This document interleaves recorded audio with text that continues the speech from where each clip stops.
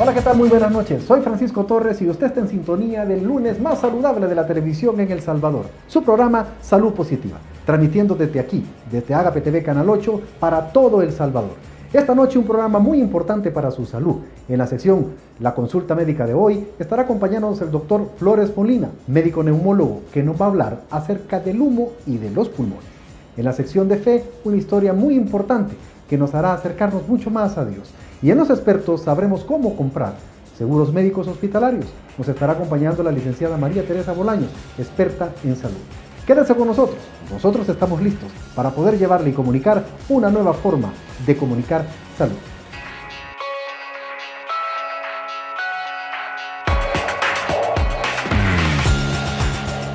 ¿Se ha puesto a pensar qué es lo que respiramos? Muchas veces esta función normal de nuestro organismo requiere nuestra atención. Muchas veces pasamos expuestos al humo frecuente y abundante. Esto atrae como consecuencia problemas en las vías respiratorias. Poco a poco disminuye nuestra capacidad de respirar, ocasionando cansancio y tos abundante, disminuyendo así nuestra calidad de vida. Hoy conoceremos más de la relación del humo y los pulmones, y para hablar de este tema nos acompaña el doctor Alberto Flores Molina, médico neumólogo. Adelante, Francisco.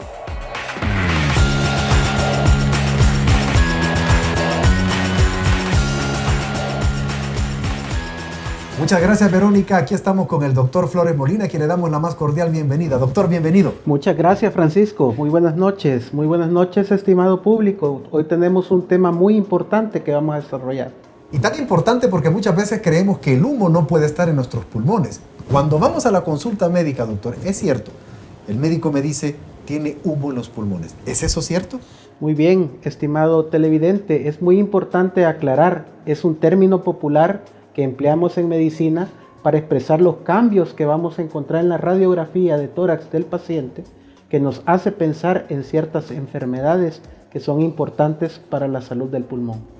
Las vías respiratorias están expuestas al humo y hay muchas personas que en El Salvador cocinamos todavía con mucha leña y por supuesto que también el tabaco y por supuesto también el humo de la atmósfera. ¿Ese humo puede entrar en mi pulmón y hace daño, doctor?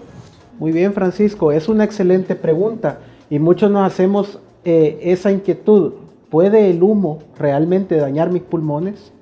En efecto, no solamente el humo del cigarrillo, porque muchas veces pues oímos dentro de la televisión de que el humo del cigarrillo es muy dañino y es muy cierto, muy dañino, pero también el humo que puede producir la leña, porque tenemos todavía la costumbre de que nos quedan mejor nuestros platos de cocina con esto, porque nuestra mamá nos enseñó a cocinar esto y por qué no, también por los problemas económicos que pueden surgir muchas veces y los problemas sociales, utilizar todavía la leña para cocinar. Pero todos estos elementos pueden dañar el pulmón y causar enfermedades que a la larga pueden ser muy serios y pueden dejar daños que son irreversibles. Uno de los síntomas que siempre está presente en las enfermedades respiratorias y que lo encontramos en muchas de ellas es la bronquitis crónica. ¿Qué es la bronquitis crónica, doctor? ¿Confundimos con la tos o es exceso de tos o es exceso de flema? ¿Qué es la bronquitis? Excelente pregunta, Francisco. Muchas veces nuestro médico nos dice, usted tiene bronquitis crónica y no sabemos pues realmente a qué se refiere con esto el médico. La bronquitis crónica es un término más bien clínico en la cual el paciente puede tener durante 3 meses tos, la cual puede ser con o sin flemas, sin expectoración, y esto pues generalmente durante un transcurso de 2 años. Cuando nuestro paciente tiene este problema hay que prestarle mucha atención, puesto podemos tener enfermedades que pueden ser a la larga irreversibles. Esta tos, esta flema es verde, es amarilla, es infección o simple y sencillamente es algo que sale, doctor. Cabe mencionar que la expectoración puede cambiar. La expectoración no para todos va a ser igual, pero importante es que nosotros normalmente no deberíamos de tener tos. La tos es un reflejo que está dentro de nuestro organismo para manifestar que tenemos un problema clínico. Muchas veces la tos puede ser sin expectoración o puede ser con expectoración y nuestros abuelos o nuestro papá, mamá pueden tener pues una tos crónica, la cual de pronto puede cambiar su consistencia, como puede ser que puede aumentar la cantidad de expectoración, que esta puede cambiar el color, ya no es blanca, sino que se manifiesta de color amarillo o verde. Y es bien importante porque esto da a entender de que está pasando un cambio dentro de la enfermedad crónica y que tenemos que ir inmediatamente a consultar a nuestro médico. ¿La bronquitis podemos tenerlas cualquier tipo de paciente, doctor, cualquier persona, o hay algunos que estamos más expuestos a tener bronquitis? La bronquitis crónica es un término que se ha utilizado mucho dentro de las enfermedades pulmonares obstructivas crónicas. Entonces, para todos aquellos pacientes que están expuestos al humo del cigarro, aquellos pacientes que trabajan en fábricas y que están pues en contacto con químicos, y aquella gente que todavía acostumbra a utilizar el humo de leña, que en la actualidad se le llama combustible de biomasa, está muy identificado con esta enfermedad. Entonces es bien importante nuevamente recordar que si nosotros presentamos tos por una temporada bastante larga, unos 2-3 meses, y esto se ha manifestado por lo menos durante 2 años, tenemos que ir a consultar con nuestro médico. La bronquitis crónica no solamente pues en la actualidad se está relacionando con la enfermedad pulmonar obstructiva crónica, sino que también hay otras entidades neumológicas o enfermedades del pulmón que pueden dar esta enfermedad. Quiere decir, doctor, que la bronquitis crónica es uno de los síntomas y quizás el más característico y está presente en varias enfermedades pulmonares. Además de, por ejemplo, el EPOC, que más adelante vamos a hablar, ¿cuál otra? ¿El asma? Muy bien, un paciente asmático puede tener tos crónica. También vemos otras entidades como son las dilataciones de los bronquios de mediano calibre, que muchas veces vamos a escuchar a nuestro médico con el término bronquiectasias, ¿verdad?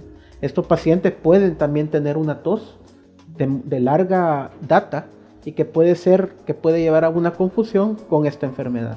No todo el paciente que esté expuesto al humo de leña o al humo del tabaco va a generar una bronquitis. Es decir, yo puedo tener bronquitis, pero no necesariamente soy fumador, ni necesariamente estaba expuesto al humo de leña. ¿Eso es así? Mira, Francisco, es cierto lo que tú has dicho, pero también que quede claro que el doctor Flores no ha dicho en esta ocasión que fumar es bueno. Pero tiene que haber una predisposición genética en el paciente para que éste pueda desarrollar esta enfermedad. Pues hay ciertos amigos que dicen, mire doctor Flores, yo fumo bastante, yo no tengo tos, yo no padezco de ninguna enfermedad. Puede ser que sea cierto porque no tiene predisposición para esta enfermedad, pero nosotros le llamamos la regla de los tercios y es igual como jugar el juego de la ruleta rusa con la pistola, en la cual la primera bala probablemente el paciente no tenga ninguna enfermedad. La segunda bala puede ser que sea que el paciente curse con la bronquitis crónica. Y la tercera bala probablemente sea el cáncer de pulmón, ¿verdad? Entonces existe una oportunidad de 33% de que no tenga enfermedad, 33% que desarrolle bronquitis crónica, o un 33% que desarrolle el cáncer de pulmón. Ahora, doctor, ¿yo puedo tener una tos maltratada de años o un problema respiratorio o un problema que tuve flema mucho tiempo y este problema me puede ocasionar una bronquitis más adelante si no la trato bien? Muy bien, un paciente que tiene mucho tiempo de estar con una enfermedad puede llevar a una bronquitis crónica, sí, pero tiene que quedar muy claro que es una bronquitis crónica no relacionada a la enfermedad pulmonar obstructiva crónica, sino más bien al término de la inflamación de los bronquios de larga data, en la cual el médico va a dar un medicamento para disminuir esta inflamación y con esto pues va a ceder la enfermedad. Quiero que se quede con nosotros platicando mucho de también, doctor, hay serios problemas porque la bronquitis o la tos es quizás uno de los tantos problemas que me puede generar la bronquitis. Pero hay algo bien importante. Muchas veces hay pacientes que se quejan de un cansancio, que se quejan de que normalmente hace unos años atrás no les cansaba caminar una cuadra, caminar 2 cuadras o subir las gradas de una casa o etcétera, tener una actividad física que le disminuye la capacidad de respirar. ¿Podríamos platicar cuando regresemos del próximo corte, doctor? Por supuesto, Francisco. Esto es bien importante. Esto es muy importante que lo sepa el televidente. Permítamos, por favor, un espacio publicitario para que cuando regresemos hablemos bien importante de esa capacidad que a veces nos vemos forzados. Una pausa, ya regresamos.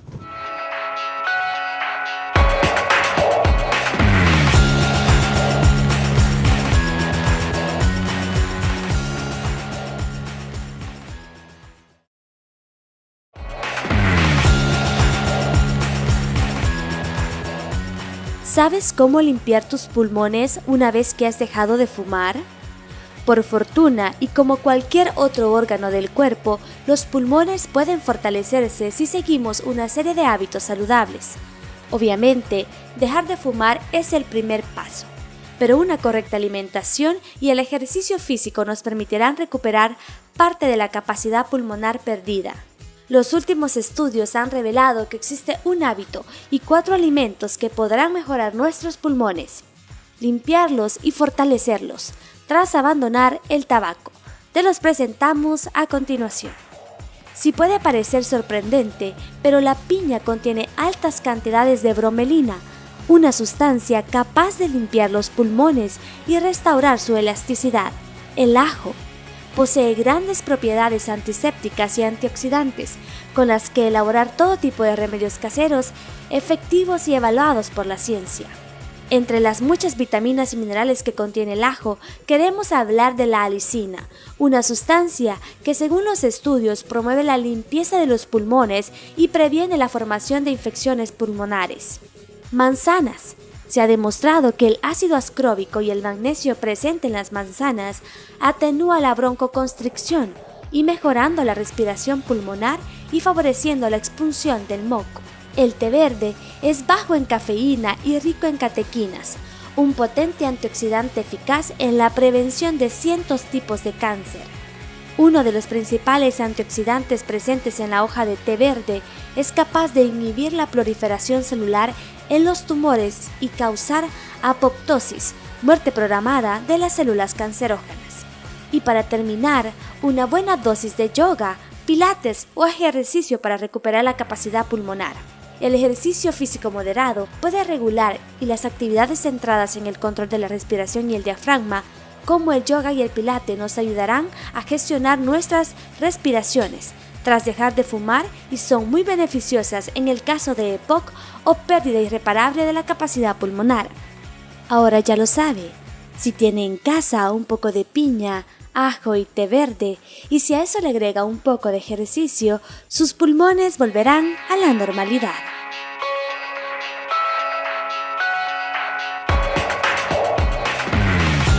Gracias por continuar en su sección La Consulta Médica de hoy. Este día estamos hablando del humo y los pulmones con el doctor neumólogo, doctor Flores Molina. Doctor, hablar de la bronquitis y de sus síntomas es bien importante. Hemos hablado de la tos, como le decía, y hemos hablado solo de la flema, pero hay muchos más síntomas. Correcto. Y también hay mucho más de la enfermedad. No solamente nos quedamos a simplemente la bronquitis crónica, ¿verdad? Sino que hablemos más bien de todo el universo, que es la enfermedad pulmonar obstructiva crónica. Esta enfermedad pues tiene varios brazos, así le vamos a decir. Okay. Y muchas veces el paciente nos dice EPOC, esa palabra. Pero sí, la hemos escuchado mucho, el EPOC, y se pone de moda. He escuchado mucho EPOC. Es enfermedad, corríjame si me equivoco, enfermedad pulmonar obstructiva crónica. ¿Qué es eso? En efecto, muchas veces, doctor, tengo EPOC, pero probablemente el paciente no sepa qué es EPOC. Y es más bien unas siglas, ¿verdad?, que dicen eso, enfermedad pulmonar obstructiva crónica. Y es que es un universo en donde vamos a encontrar enfermedades como la bronquitis crónica y también un término que se emplea bastante que se llama enfisema pulmonar. Entonces mencionó cuáles son los síntomas cardinales. Ya hablamos de uno, que es la tos. Y sin embargo la tos no es exclusiva pues de la bronquitis crónica, sino lo pueden tener otras enfermedades que muchas veces al médico le toca discernir cuál es el diagnóstico diferencial. Pero muchas veces el paciente consulta no solo por esto, sino que por el hecho de tener cansancio. Eso es todo. Tengo cansancio, doctor. ¿El paciente llega más por el cansancio o por la tos, doctor? Ambos son muy importantes y ambos tienen un diagnóstico diferencial bastante amplio. Mucho por desglosar ahí. Quiere decir entonces que si tengo bronquitis, puedo llegar a tener EPOC y puedo llegar a tener, por supuesto, un cansancio en mis actividades físicas. Correcto. Un paciente que tiene una enfermedad pulmonar obstructiva crónica cursa con una bronquitis crónica y generalmente no son formas puras, tienen otras entidades como hablamos del enfisema pulmonar y van a manifestar que tienen cansancio. ¿Y por qué se da esto? Bueno, los bronquios están crónicamente inflamados. Y yo lo comparo como una llanta.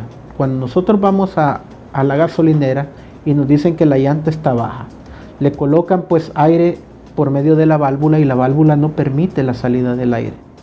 Entonces nuestro paciente está crónicamente obstruido y no puede revertir ese bronquio, y el aire penetra haciendo un efecto que se llama hiperinsuflación dinámica, así se le llama. Entonces es como una llanta que me he pasado de la cantidad de aire que debo de colocar y empieza a rebotar demasiado en la calle. En el caso de nuestro paciente tiene demasiado aire y no lo puede expulsar. Cuando camina se cansa. Este cansancio puede ser incluso, doctor, en actividad, no estando en actividad. Claro, es tan grave esta enfermedad que puede ir progresando hasta llegar al hecho de no tener que hacer ejercicio. Yo estoy sentado ahorita platicando, viendo televisión y puedo tener cansancio. Y ni puede ni hablar con el presentador en este caso, ¿verdad? Porque el paciente se cansa con solo mencionar una frase, ya está cansado, y le tienen mucho miedo a la mañana porque es la hora en que el bronquio está mucho más cerrado. Y entonces cuando se bañan y se cambian su ropa, se cansan más que de costumbre. Doctor, yo nunca me imaginé que el EPOC fuera una enfermedad tan incapacitante. He visto muchos pacientes que en las clínicas están con ayuda de oxígeno externo. Hablábamos que es una enfermedad progresiva, va poco a poco, y por eso es necesario poder hacer un diagnóstico temprano para poder darle ayuda a ese paciente. Normalmente nosotros vamos perdiendo capacidad de nuestro pulmón, llamémosle en volumen de aire, digámosle así. Vamos perdiendo ese volumen año con año, pero aquellos pacientes que son fumadores o que cocinan con la leña van a ir perdiendo 3, 4 veces más ese volumen y va envejeciendo más rápido el pulmón. Entonces nosotros tenemos que prestar más atención a esa gente, porque va a llegar a la incapacidad de no poder respirar si no es auxiliándonos con un cilindro de oxígeno. Las consecuencias más graves que puede tener un paciente que no trata a tiempo una bronquitis o se le desarrolla, por supuesto, ya un EPOC, doctor, ¿qué sería? Bueno, mire, lo más grave que puede suceder es que el paciente ya no puede por sí solo captar todo ese oxígeno que normalmente nosotros podemos captar, y por eso andamos normales sin necesidad de un oxígeno extra, podríamos decir. Entonces este paciente empieza a tener problemas no solamente a nivel del pulmón, sino que se empieza a descompensar una parte que es manejada por medio del corazón, específicamente del ventrículo derecho. Y es un paciente que empieza a hincharse igual que un paciente cardíaco. Es un paciente que le vamos a ver las uñas moradas, azules, los labios azules, y prácticamente está más expuesto a tener un infarto o poder tener un derrame. Entonces tenemos que tener un cuidado extra en este paciente. Doctor, ¿quiénes son los que tenemos que cuidarnos más de bronquitis o, por supuesto, para no llegar a un EPOC? Fíjese bien, muchas veces televidente, uno puede pensar de que el más expuesto pues es el que fuma. Correcto. No solamente eso, cuando nosotros somos fumadores pasivos, que son aquellos que están con un familiar que recibe el humo, ellos no están tan preparados como puede estar la otra persona y pueden ser genéticamente susceptibles y pueden desarrollar enfermedades como puede ser la bronquitis crónica, el enfisema pulmonar o incluso el cáncer de pulmón. Es importante que el paciente acuda a tiempo, y para que usted pueda diagnosticar que tiene una bronquitis o que tiene una enfermedad obstructiva crónica, doctor, ¿cómo hace usted ese diagnóstico? Muy bien, primero recordemos, tenemos una tos que ya tiene mucho tiempo de tenerlo y nos cansamos, tenemos que ir a consultar. Correcto. Muchas veces solo nos quedamos con lo que nos cuenta la vecina o muchas veces lo que puede tener la experiencia de algún amigo. O lo que vemos en programas o lo que como vemos estos. en programas. Por eso es una responsabilidad de nosotros poder dar el mejor consejo, Claro. ¿verdad? No solamente que se queden con los conceptos que nosotros vertimos acá en este programa, sino también que pueda consultar a tiempo para poder encontrar esa enfermedad y dar pues la cura si existe o el tratamiento más adecuado, ¿verdad? ¿Tratamiento, doctor? Bueno, tratamiento hay varios, ¿verdad? Generalmente nosotros lo que tratamos es a base de broncodilatadores para tratar pues esa obstrucción crónica que tiene, pero sobre todo para que no vaya avanzando más, porque ese es el problema, es una enfermedad progresiva y va avanzando. Sobre todo utilizamos medicamentos que tienen como nombre ser broncodilatadores anticolinérgicos, así se llaman, ¿verdad? No vamos a mencionar. Este tipo de medicamentos, doctor, no son jarabes ni son pastillas, sino que son inhaladores. Son inhaladores, o en la actualidad utiliza el polvo seco, ¿verdad? Puede ser que algún televidente, su médico, le dé alguna cápsula de polvo seco inhalado, ¿verdad? Los dispositivos van cambiando y se van adaptando más de acorde al tipo de paciente que tenemos. Hay ciertos ancianos que no van a poder utilizar eso, van a necesitar nebulizaciones, van a necesitar otros dispositivos más fáciles de utilizar para poder dar el tratamiento.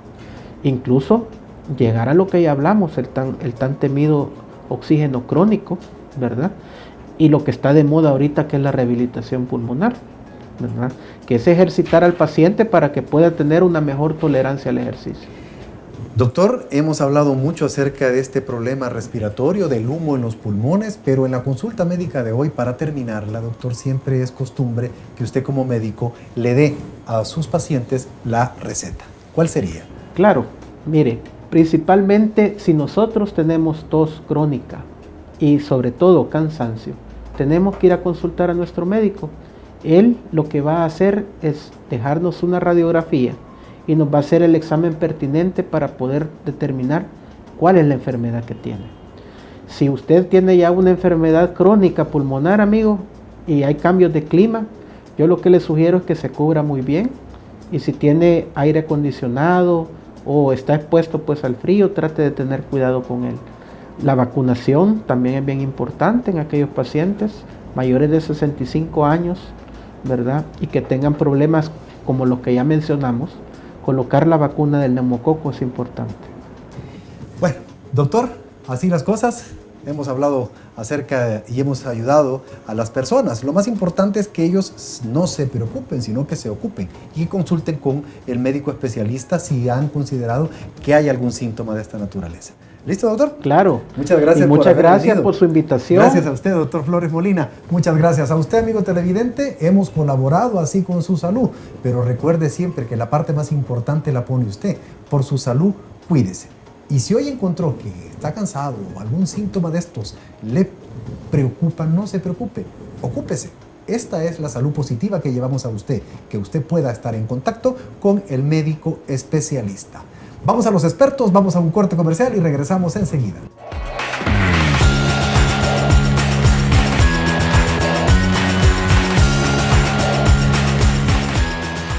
Gracias por continuar en su programa Salud Positiva. Esta es la sección ¿Qué dicen los expertos? Y también es el momento oportuno para que usted nos haga llegar sus comentarios. Todas nuestras redes sociales están apareciendo en pantalla. Háganos llegar sus comentarios. ¿Qué necesita? ¿Qué enfermedad quiere que hablemos en su programa Salud Positiva? ¿Ha tenido la necesidad o ha pensado algún momento en que hay veces necesario tener un seguro médico hospitalario? Para saber de esto y mucho más, esta noche nos acompaña un experto en seguros, la licenciada María Teresa de Bolaño. Licenciada, bienvenida. Buenas noches, gracias por la invitación y la oportunidad de dirigirnos a su audiencia. Gracias a usted por venir. Licenciada, es muy importante saber de los seguros médicos hospitalarios y lo primero que me interesa es saber qué buscan las personas en un seguro médico hospitalario. Las personas buscan básicamente proteger su salud y la salud de sus familiares. Básicamente poderle hacer frente a un gasto que sea consecuencia de un suceso inesperado, que no lo tenían previsto y básicamente poder cubrir ese evento. ¿Esas expectativas se cumplen? Sí se cumplen. Creo que es importante mencionar que la inflación médica en la región anda alrededor de un 20%, en el caso específico de El Salvador anda alrededor de un 10% y obviamente esto hace que el poder usar los servicios médicos o los servicios hospitalarios se vuelva demasiado costoso y oneroso para las personas y que esto pueda afectar su presupuesto familiar. ¿Por qué es importante, licenciada, tener un seguro médico hospitalario? Es importante desde la perspectiva de salud y desde la perspectiva financiera. Desde la perspectiva de salud, las personas que poseen una cobertura de seguro médico generalmente gozan de mejor salud que el resto de personas porque tienen acceso a servicios preventivos, medicamentos continuos y se vuelven más productivos en el trabajo. Las personas que normalmente no tienen una cobertura de seguro médico, normalmente no se toman el tiempo o no invierten en temas preventivos. Normalmente esperamos hasta el último momento para asistir a un médico cuando ya el padecimiento se ha vuelto demasiado crónico o ya no aguantamos básicamente las molestias que nos está causando, y esto obviamente hace que al momento que vamos a desembolsar el gasto sea muchísimo más grande que si lo hubiéramos hecho o hubiéramos tomado medidas preventivas. Licenciada, está claro que los seguros son importantes para nosotros porque nos ahorran un gasto que muchas veces no se tiene prevenido, y que usted menciona en el país los gastos médicos hospitalarios están un tanto elevados. En ese caso, las personas cuando presentan los reclamos, ¿obtienen todo lo que ustedes como compañías de seguros le han ofrecido? Sí. Normalmente nosotros somos bien transparentes, las compañías de seguro, al momento de pagar los siniestros, siempre y cuando nosotros tengamos toda la documentación completa, nuestros clientes hayan declarado toda la información médica de la cual ellos tienen conocimiento antes de tomar el seguro, y entonces en ese aspecto, si se siguen los procedimientos y se nos comenta toda la historia médica del paciente, en ese caso no hay ningún problema para hacer los reembolsos respectivos. Los médicos, ¿cómo ven que los pacientes tienen seguros médicos hospitalarios? ¿Están a favor o están en contra, licenciada? Pues yo creo que los médicos en general están a favor del tema de seguros médicos, porque les permite que una mayor cantidad de pacientes puedan visitarlos en su clínica, que normalmente la gente, cuando no goza de una cobertura de seguro médico, normalmente es un poco más renuente o limitada a visitarlos. Una pregunta muy importante. Yo me considero una persona sana. ¿Para mí es importante tener un seguro?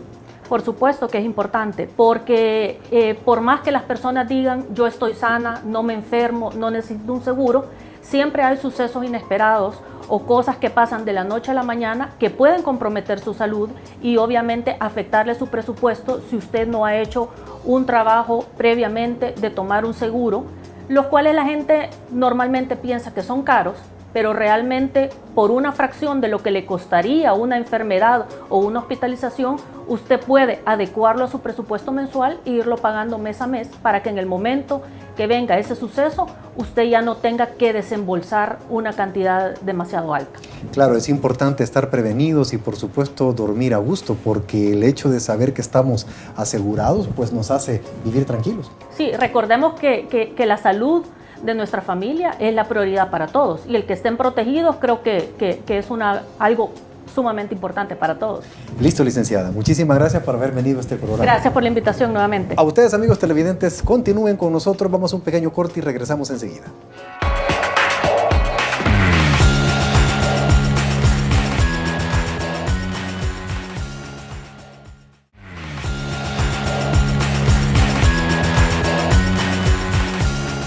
Nacen trillizos en IS 1 de mayo. Los bebés nacieron con 33 semanas de gestación. El pasado jueves, Reina Maribel, de 25 años, originaria de Santa Ana, dio a luz a trillizos en el Hospital Materno Infantil 1 de mayo del Instituto Salvadoreño del Seguro Social IS. Los bebés son varones y nacieron por cesárea a las 9:31 y 9:32 de la mañana. Sus nombres son Edwin Vladimir, Gerardo Enrique y David Ernesto. Natalia Araniva, neonatóloga del IS 1 de mayo, indicó que los bebés se encuentran estables, pero que por su estado de prematurez, uno está en cuidados intensivos y dos en cuidados intermedios, y permanecerán 2 o 3 semanas. La madre de los trillizos manifestó su alegría, a pesar de su estado de cansancio. Horas después del parto, dijo: "Estoy feliz por mis bebés y porque están sanos". Educación registró 2.000 estudiantes embarazadas en 2015. Ante el hecho de que cada vez salen a la luz más casos de niñas y adolescentes embarazadas, el viceministro de Educación, Francisco Humberto Castaneda, afirmó que es necesario reformar la Ley de Protección Integral de la Niñez y Adolescencia, LEPINA, con miras para proteger más a este sector de la población y sobre todo asegurar que este problema no las ponga en riesgo ni trunque en sus vidas. El funcionario aseguró que en el 2015 identificaron en las instituciones educativas alrededor de 2.010 casos de adolescentes embarazadas. En lo que va del año tienen contabilizadas entre 350 a 450. Salas virtuales médicas son una realidad. Los avances tecnológicos en cuanto a salud cada vez nos sorprenden más. Ahora, hombres y mujeres en lugares lejanos en Estados Unidos ya empiezan a visitar al doctor desde sus hogares con ayuda de tabletas e internet. Las salas virtuales inician una nueva etapa en la era tecnológica médica. El virus del Zika multiplica los devastadores efectos de nacimiento en Brasil. Las imágenes de Brasil son desgarradoras. Bebé tras bebé nace con un cráneo pequeño y un cerebro dañado luego de un ataque del virus del Zika durante el embarazo. Las cifras oficiales también son perturbadoras. Las tasas de defectos de nacimiento que involucran al sistema nervioso casi se duplicaron a través de Brasil. Los números muestran que la región noreste de Brasil, considerada como el epicentro del brote del Zika, fue la región más golpeada. Los promedios históricos de malformaciones congénitas estuvieron estables a razón de que 40 por cada 100.000 nacimientos hasta noviembre de 2015. Luego, los números brincaron a 170 por cada 100.000 nacimientos, 4 veces más. Luego, en los 4 meses entre noviembre del 2015 y febrero del 2016, un total de 1.027 hospitalizaciones por malformaciones congénitas en el sistema nervioso se registraron a nivel nacional, dijeron los investigadores. Casi la mitad, 448, ocurrieron en el noreste.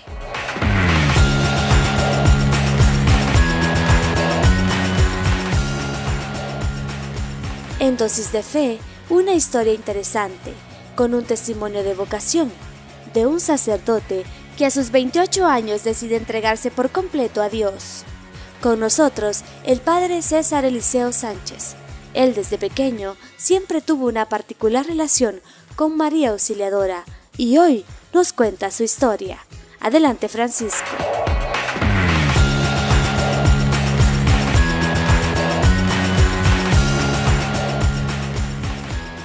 Bienvenidos a Dosis de Fe. Esta es la sección espiritual, la sección para su salud espiritual, para su alma. Una sección muy importante que nos acompaña en todos los programas y es, sin lugar a duda, algo que usted mucho lo pide. Recuerde que están nuestras redes sociales para que nos escriba, para que nos cuente, para que nos diga qué temas quiere que toquemos. Un rostro conocido en televisión, un padre que habla muchísimo del amor mariano. Me ha contagiado tanto. Le doy la bienvenida a nuestro invitado esta noche. Padre, encantado de tenerlo con nosotros. La alegría es mía el estar con ustedes, estar en este programa tan hermoso, Francisco. Una bendición estar contigo. Muchas gracias. Ya lo había visto, ¿verdad? El programa. Claro, está de nuevo, pero ahí estamos en sintonía. Gracias, Padre. Es importante para mí comenzar que nuestros amigos sepan quién es el Padre. Sepan quién es el padre, quién era en esa etapa de niño, porque hoy verlo así y verlo en televisión, pues obviamente es un gozo muy grande, pero atrás de todo eso hay una historia muy importante que contar, y esa es la que quiero que comparta con nosotros. Padre.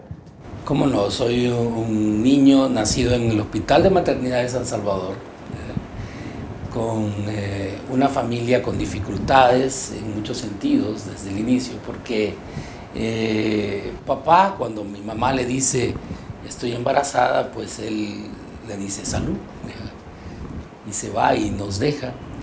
Y lastimosamente, sobre todo en la época anterior, ¿no?, que era todavía más difícil una situación como esta. Y la historia de muchas familias hoy en día todavía. Muchísimas, pero en aquel entonces las medidas de los padres eran todavía más rigurosas. Y entonces mis abuelitos la sacan de la casa y le quitan toda herencia. Y mi mamá, que era una niña bien, pasa de repente de un día para otro a pasar grandes dificultades. Tenía 19 años mi mamá. Mi abuelita materna había muerto el Día de la Madre a los 16 años. Y mi abuelito materno hoy la saca de la casa. Y así comienza nuestra historia.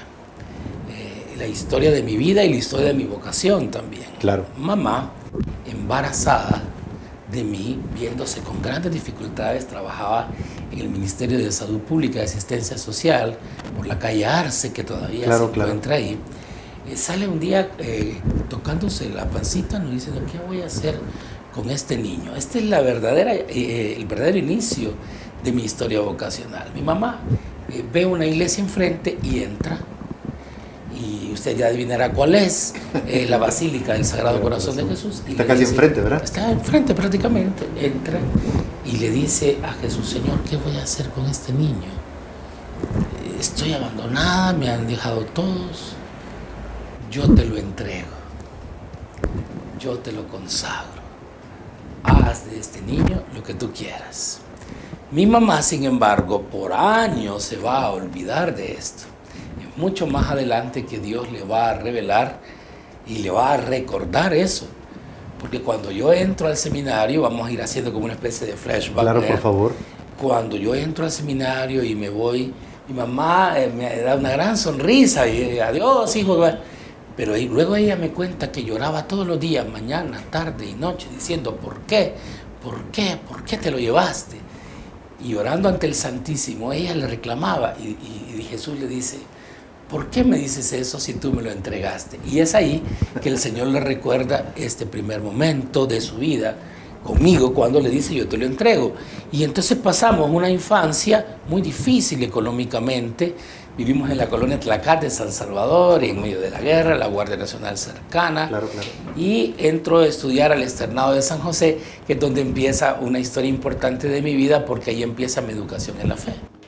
¿Y cómo fue esa educación? ¿Cómo fue, por ejemplo, ese llamado, donde nació esa vocación, padre, de venir? Y porque entiendo que su vocación fue a los 26 años. Todavía más adelante, bueno, yo entro al seminario a los 29 años. Usted ya venía de un mundo, ya venía de todo eso, pero quizás antes de llegar a ese punto, su infancia. Usted hablaba tras de cámaras conmigo que había sido la Virgen María la que llevó toda su vida. Eso quiero que me cuente. Exactamente. Yo, después del terremoto del 86... ¿Estudiaba dónde, padre? Estudiaba en ese momento en el Don Bosco, ¿verdad? Yo me siento pecador, culpable del terremoto, porque casi no iba ni a misa. Yo quisiera dar todo el tiempo para contar por qué, pero por 1 año y medio casi no iba a misa, y a raíz del terremoto vuelvo a la parroquia, entro al coro de la parroquia. ¿Qué año tenía, padre? Yo tenía 17 años, 16, 17 años. Estaba ya en 2º año de bachillerato, me faltaba 1. Y ahí en la parroquia hago un retiro y empiezo a recordar todo lo que Dios ha hecho en mi vida. Los primeros 3 años de mi vida académica fueron en el Externado de San José, y allí había una imagen de la Virgen María. Yo tenía 1 hora de recreo todos los días, y yo no sé por qué, bueno, sé que es de Dios, pero claro, cómo comenzó no lo sé. Yo jugaba media hora, peloteaba como todos, pero después me iba a los pies de esta imagen y platicaba con ella durante 3 años, todos los días. Primero era la señora, luego fui entendiendo que era la Virgen. Cuando vi la película Marcelino Pan y Vino, me acordé un poco de estas cosas, porque también en la iglesia llegaba allí. Y luego, por circunstancias económicas, me voy al Don Bosco y me encuentro con María Auxiliadora, que me enamoro de ella. Va a hacer ese caminar en la parroquia, donde voy a empezar a distinguir entre una llamada de Dios total y la vida. Yo tenía una novia, tuve 6 años de noviazgo, trabajé en la compañía de alumbrado eléctrico de San Salvador durante 7 años, y Dios me llama a dejarlo todo gracias a algo muy importante: la visita de Juan Pablo II, donde llego a formar parte del coro papal. Y entonces ahí, en esa visita, ante el Papa, Dios me dice: hazte sacerdote como este hombre, hazte sacerdote como este hombre. Y es así que a los 29 años entro al seminario y me ordenan sacerdote el 21 de mayo del año 2005 en la parroquia María Auxiliadora de Don Rúa. Luego me envían a Roma a estudiar, y ahí continúa la historia. Ahora, padre, teniendo siendo casi bachiller, habiendo experimentado el mundo, habiendo trabajado, ya ganando dinero, siendo productivo, teniendo una vida de mundo, es decir, llamémoslo así porque sí, así era. Claro. Padre, ¿cómo fue que viene y usted decide, ok, voy a entrar, mi vida va a cambiar, ese llamado de Dios? Eso es bien importante. Claro. ¿Cómo fue eso? ¿Dónde? ¿Cómo comenzó? Comienza con este retiro que menciono, y con un reiniciar mi vida de oración y mi vida sacramental. Hacer una buena confesión. Es un consejo que doy a todos y cada uno, más como sacerdote. Una confesión bien hecha te transforma la vida el día de la confesión. Pero ¿cómo decidió usted y dijo, ok, bueno, fue una decisión muy importante en su vida en ese momento? Claro. ¿Fue la confesión lo que realmente valió tanto como para que usted tomara esa decisión? No, es un proceso, pero yo lo llamo así, enamoramiento. Dios día a día empezó a llamarme, te amo, te amo, te amo. Y llegué a un punto entre esposa, hijos, familia. Quería tener 12 hijos yo. Ese era mi deseo. Y renunciar a todo para seguir a Dios. Exactamente. Y es un fuego, y por eso lo explico con esto. Dios me enamoró tanto que un día le dije que sí y me fui al seminario. Y esa es la parte importante, padre, esa decisión, ese tomar, porque muchos jóvenes quizás hoy en día están tan decepcionados de muchas situaciones de su vida que muy probablemente no saben por dónde iniciar o creen ya todo está perdido. Quisiera que se quedara con nosotros y en el siguiente bloque me comentara más acerca de ese cambio y cómo fue que su familia lo apoyó en esta vida sacerdotal. ¿Le parece? ¿Cómo no? Vamos a un corte comercial, permítanos un momento.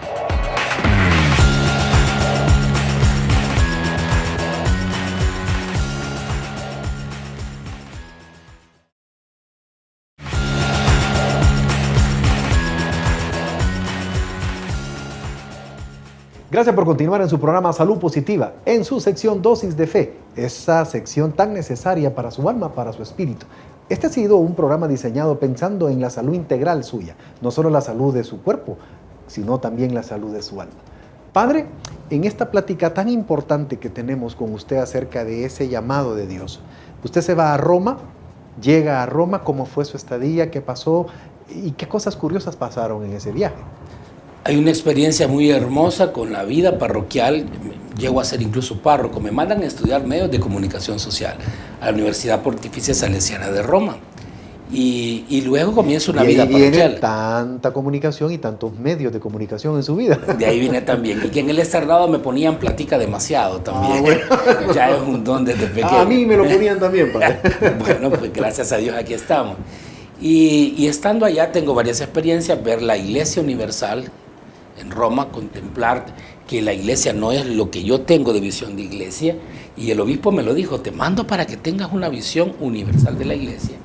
Y tengo una oportunidad que quiero contar porque quiero enlazar con lo que dije antes. Tengo una peregrinación a Lourdes con mi parroquia.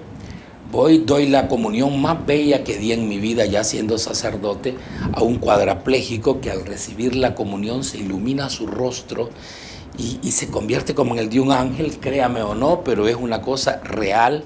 La belleza de alguien que no tenía ningún sentido, que solo sabía que cuando le tocaban la mejilla era el momento de la comunión, al recibirla se llenó de una felicidad tal que me impactó. Lloré durante toda la comunión. Regreso, me siento, el obispo estaba presidiendo, estoy en Lourdes, en la gruta de Lourdes, estoy dando gracias a Dios por esa experiencia, me giro a mi izquierda y veo la gruta de la Virgen. Está la Inmaculada Concepción, que es la misma Virgen del Externado de San José, y tengo un flashback de mi vida espiritual y me veo a mis 6, 7 años sentado a los pies de María, y ahora estaba en Lourdes, en el lugar donde ella se apareció, pero ya como sacerdote.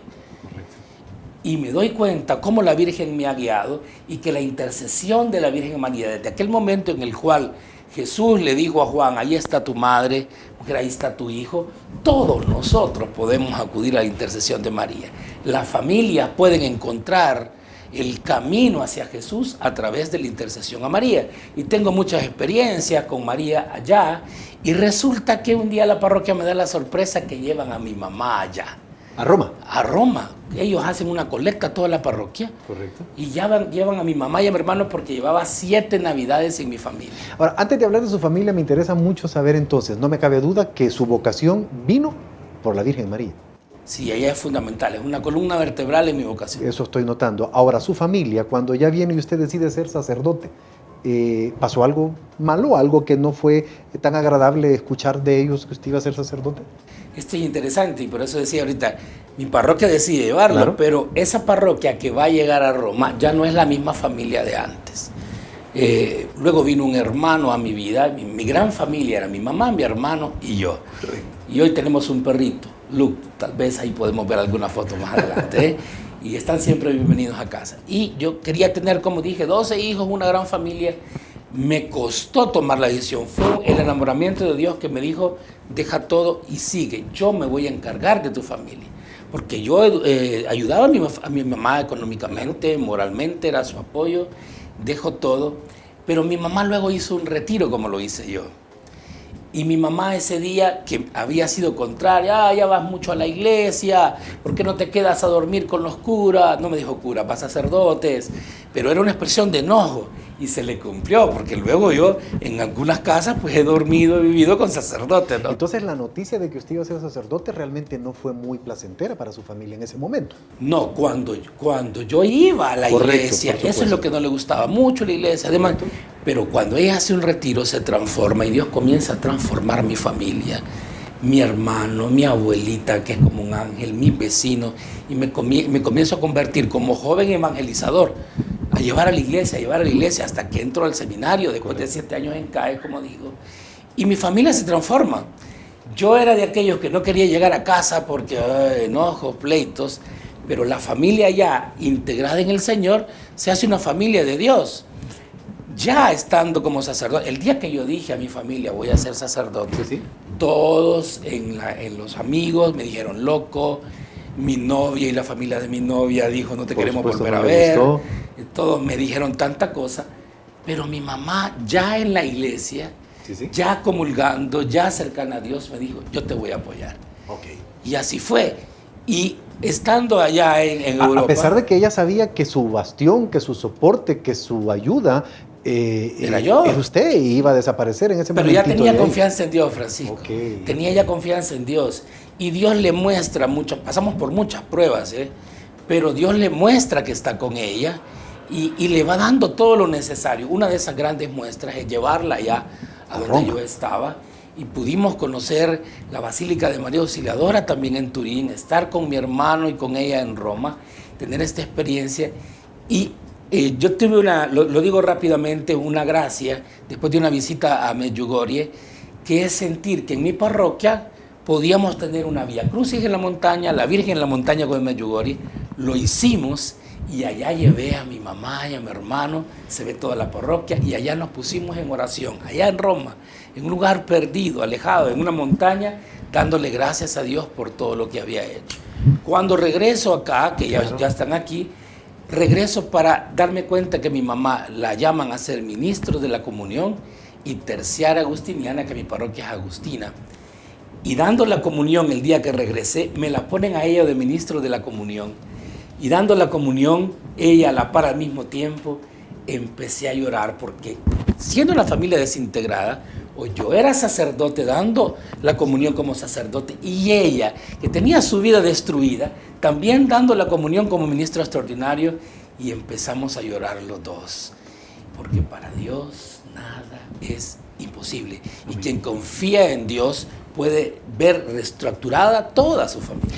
Pero durante ese caminar, y hay muchos jóvenes que quizás estará preguntándose, como le decía antes de ir al corte, que yo no puedo, o qué va a pasar con mi vida, en circunstancias complicadas quizás. Sí. Pero en ese momento usted tuvo en esta vida cosas buenas y cosas no tan buenas. Claro. ¿Cuáles son, brevemente, para que no todos esperemos que solo porque hemos dicho seguir al Señor estamos blindados de todas circunstancias? Claro. ¿Hay cosas difíciles, Padre? Claro. Yo le pedí a Dios, y esto es muy importante para todos los jóvenes, los adolescentes que dicen, ¿qué voy a hacer de mi vida? Yo llegué a decir, ¿para qué nací? Para sufrir. Yo me quería morir. Y yo decía, cambia a mi mamá, cambia a mi mamá. Dios en esta experiencia de oración me decía, no me pidas que cambie a tu mamá, cambia tú. Que cambiando tú vas a ayudar al cambio. Y es eso que hace que mi mamá llegue. Así fue. Claro. Y que mi familia se integre. Pero yo, pidiéndole a Dios una gracia, veo un aviso clasificado que dice que en la Biblia, quien deja familia, casa, mamá, terreno, yo le pagaré al 100 por uno, pero con tribulaciones. Y así ha sido. Hemos tenido pruebas, dificultades, lucha. Pero ¿cuál es la gran buena noticia? Que Dios está con nosotros en medio de las pruebas. No es que nos dice, bájate de la cruz. No, ven conmigo, métete en cruz conmigo, que yo te daré mi fuerza, mi gracia, mi yugo es suave, mi carga llevadera, y después vendrá la resurrección, que es la vida eterna. Claro. El llamado a que toda la familia lleguemos a Dios. Padre, si volviera a ser sacerdote. Claro que sí, sería sacerdote toda la vida. De lo único que me arrepiento es de haberme tardado tanto de tomar la decisión. Así que yo animo a todos y les digo, no tengan miedo que Cristo no quita nada, sino que nos da todo. Muchos jóvenes quizás nos están viendo a esta hora de la noche, muchos padres quizás en hogares un poquito disfuncional y con algunos problemas. Para el padre y para la madre, para terminar el programa, porque ha sido muy difícil el tiempo manejarlo con usted, padre, pero sin embargo, así brevemente, para esa familia, ¿cuáles son esas palabras de aliento, de esperanza, de fe? El Papa Francisco lo resume en 3 palabras en Amoris Laetitia, la última exhortación apostólica: oración en familia, lectura de la palabra en familia, sacramentos en familia, especialmente la Eucaristía, y por último la ternura, el abrazo de la ternura. No gritos, no enojos, no se arreglan así las cosas. Hay gente que va a misa y llega gritando. ¿Quién le va a creer? Yo la creo que ternura. Mis hijos han de estar fascinados con usted, padre. La ternura, sin quitar la disciplina, sin Somos ser, humanos y nos cuesta mucho, ¿verdad? El Espíritu Santo, invocar al Espíritu Santo, los papás, Señor, ilumíname, ¿dónde tengo que caminar? Y Dios sin duda nos va a responder, porque el que toca la puerta se le abra, el que busca encuentra, y el que pide el Señor le da y le da en abundancia. Y no me puedo ir sin hacerle una última pregunta. Vemos muchos católicos que quizás nos cuesta mucho ser mariano. ¿Cómo podemos tener ese amor que usted tiene por María? Es que no se puede ser cristiano sin ser mariano. Por supuesto. ¿Por qué? Porque la presencia de Dios ha estado en ella. Ella es el puente entre Dios y la humanidad. Jesús tomó carne en ella. Ahora, no es que la vamos a idolatrar, sino que tenemos una gran amiga. Si yo quiero llegar a un lugar que está lejano y no sé cómo llegar, no me voy a ir yo solo, le pregunto cómo se llega. Hay alguien que sabe cómo llegar, ella es María. Cuando estaba pequeño, mi hijo me decía, papá, ¿y qué es la Virgen María? ¿Cómo hago? Que no entiendo esto. Yo le decía, la Virgen María es como la mamá del presidente. Es como que tú fueras presidente y alguien viene a tocar a la puerta a tu mamá aquí y le dice, señora, ¿me ayuda por favor? ¿Usted podría decirle esto a su hijo? ¿Usted pudiera decirle que tengo esta necesidad? Y hoy en día todavía lo dice. Exacto. Tú eres la mamá del presidente, dice. Y bueno, y ella es también madre de dolor. Ella sabe del sufrimiento. Claro.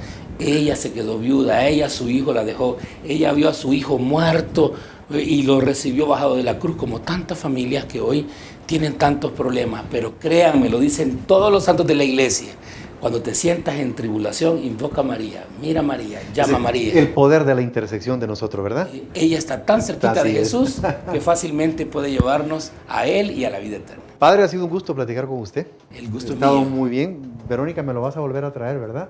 Dice que sí. Entonces, Eso. está invitado. Esta es su casa, ¿Cómo Padre. no? Gracias. Muchísimas gracias, Encantado. Francisco. Bendiciones. Te bendigo y bendigo este programa para que siga llevando esperanza, fe, vida a toda la familia. Y esa es nuestra lucha de todos los días, llevarle fe y esperanza en este programa que nació simplemente para usted. Una nueva forma de comunicar salud. Gracias, permítanos un momento, seguimos con usted.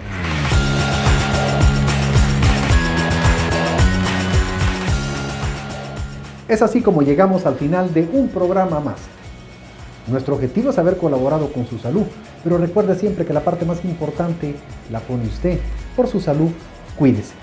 Nuestras redes sociales están esperando sus comentarios, sus sugerencias, que nos diga de qué enfermedad quiere que hablemos. Para eso existen, por favor, póngase en contacto con nosotros.